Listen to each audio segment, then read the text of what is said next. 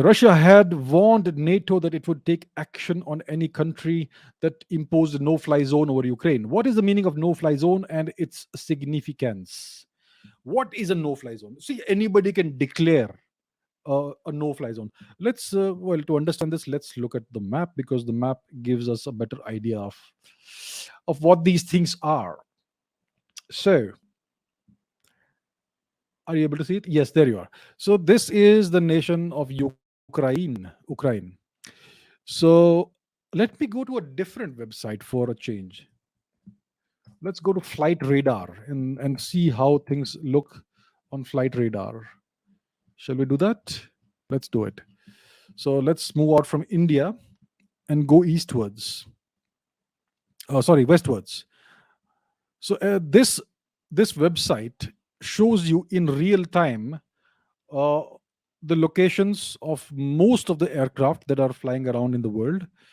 And what you see right here in Europe is you see this big gaping hole over this region, which is Ukraine and east of Ukraine. There are flights coming in and out of Moscow and all, and some flights over Russia, but you can see a big gaping hole over here in Ukraine, over Ukraine and other places.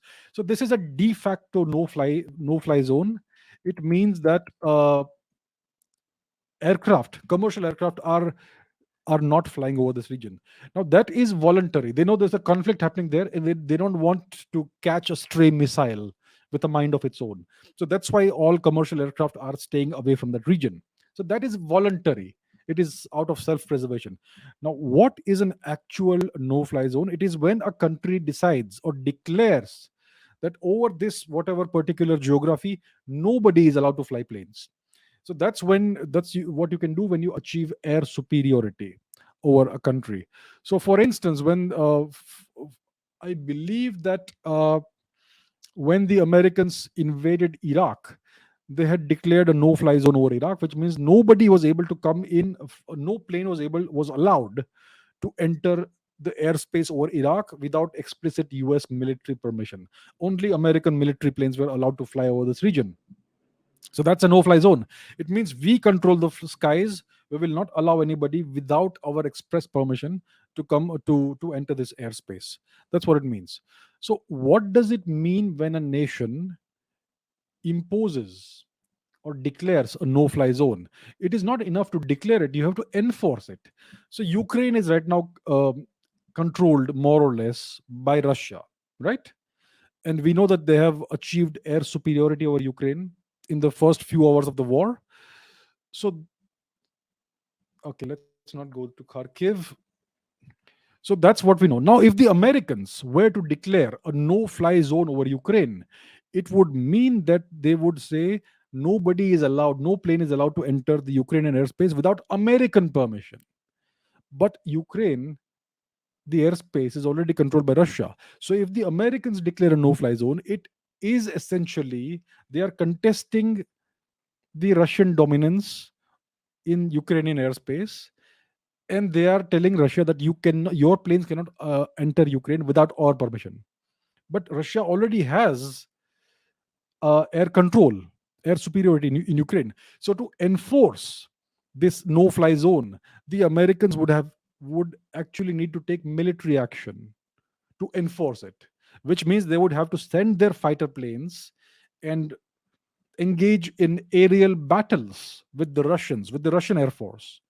So that means you are actually going to war with Russia. To declare a no fly zone and then not be able to enforce it would indicate that you are toothless and you are powerless. So no country will declare a no fly zone without being able to enforce it. And the Americans, if they enter into a conflict with the Russians, it could escalate beyond anybody's imagination. So it is not something they want to do, it's not something anybody wants. It could lead to a wider escalation of the conflict. The Americans and Russians have not fought for decades, and if shooting match begins, it may go to any extent. It could even lead to nuclear war. So that's why the Americans are not in a position to enforce, to declare and enforce the no-fly zone. And the Russians have made it very clear that we will not tolerate such a thing. You try to do it, we're gonna shoot you down.